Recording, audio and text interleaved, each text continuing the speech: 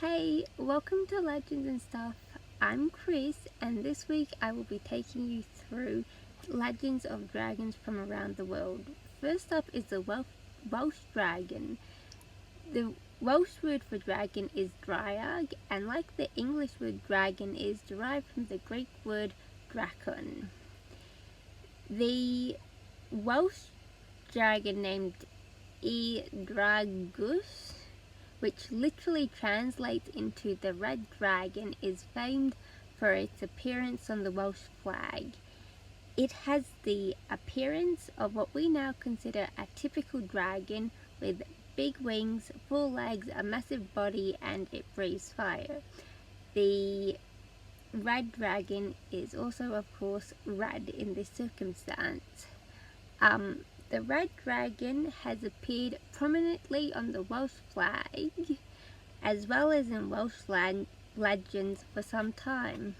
The Red Dragon first made its appearance on the Welsh flag in 1485 during battle, but it was not officially recognised as the Welsh national flag until 1959.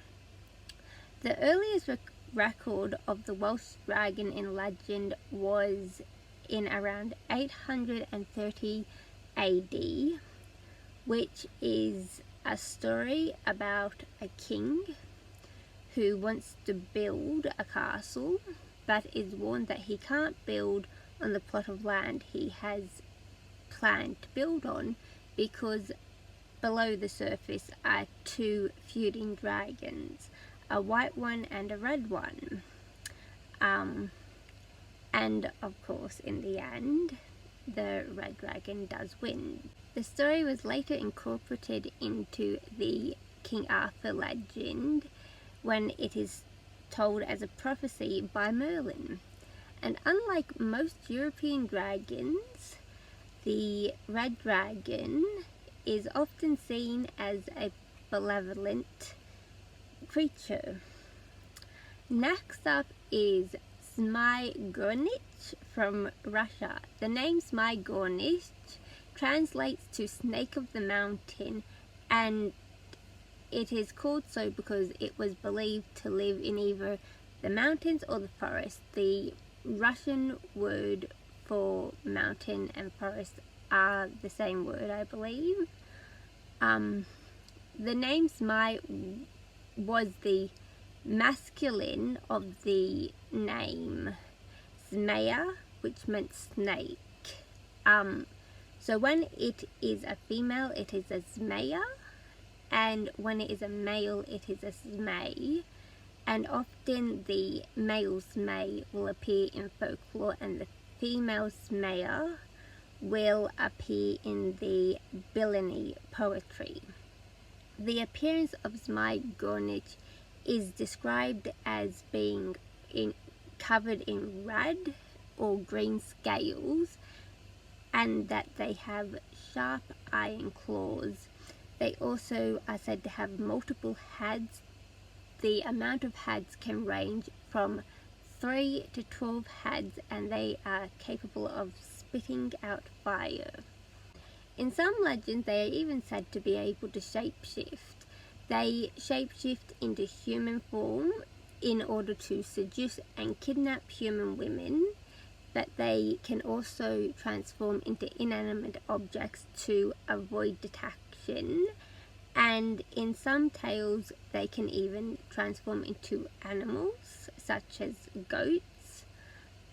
The Gornich was said to be extremely malevolent, often having to be hunted down in the poetry and folklore, and they were said to often kidnap women. There is also a statue in Russia in the Kudykina Gora Park which depicted the Gornich, and it is made from iron and actually breathes fire and is 59 feet tall, I believe. It is huge. Next up is Typhoon from ancient Greece. Typhoon was the son of Gaia and Tartarus, the earth and the underworld respectively. He was also the father of Cerberus, the three-headed hound tasked with guarding the underworld, as well as the three-headed hydra that deserves its own spot on this video. The Samara is also amongst other children of his. He had quite a lot. He was known as the father of monsters. Typhon was also associated with dangerous winds, which is believed to be where the word typhoons come from. Typhon was considered to be the deadliest creature in Greek mythology. Visually, he was a 100-headed, fire-breathing snake. Other sources state that he only had 50 heads, and others state that he had a human form above the waist, and below the waist he had coiling snake tendrils. He is also depicted as having giant scaly wings.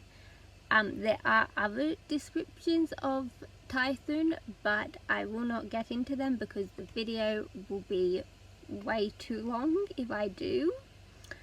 He was created as a last-ditch effort to stop the Olympians from defeating the Titans during the Titan uprising, and it almost worked.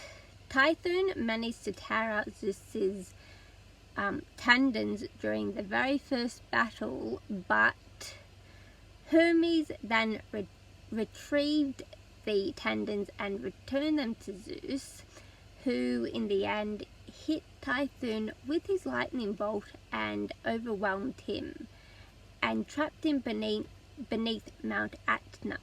Other versions of the myth claim that Typhon was confined into the lands of Arimi in Cilicia, or that he was cast into the underworld.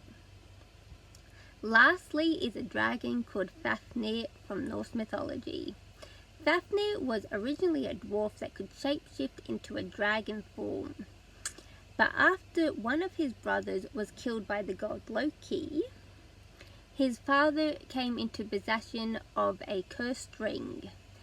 Fafnir and his other brother killed his father to gain possession of this ring, and then Fafnir, not wanting to share the ring with his brother, turned into his dragon form and scared off his brother, and remained in his dragon form for the rest of his life in order to protect his treasure. Fafnir was eventually killed by a young hero called Sigurd on the advice of Fafnir's brother and the god Odin, and after which the young hero Sigurd cooked his heart and served it up for Fafnir's brother on his request. Fafnir was not referred to as a dragon in Norse mythology, but rather an Urmur. But later, when Christians got their hands on the myth, he was referred to a creature called a Draki, which could fly and breathe fire. After this changed, so did his appearance. He changed from a giant snake to a dragon that we're much more familiar with. He had 2 legs and big scaly wings and a long serpent body. And if you would like to hear more about Fafnir, I will be making a video about him later this week. And yeah, that's it from me for this week. I will be back in a few days with the legend of Fafnir, and then next week I will be back with part 2 of Legends of Dragons from around the world. I hope you enjoyed the video, and if you did, or if you learned something new, or you just enjoyed yourself, please make sure to like and subscribe, and I will see you all next week.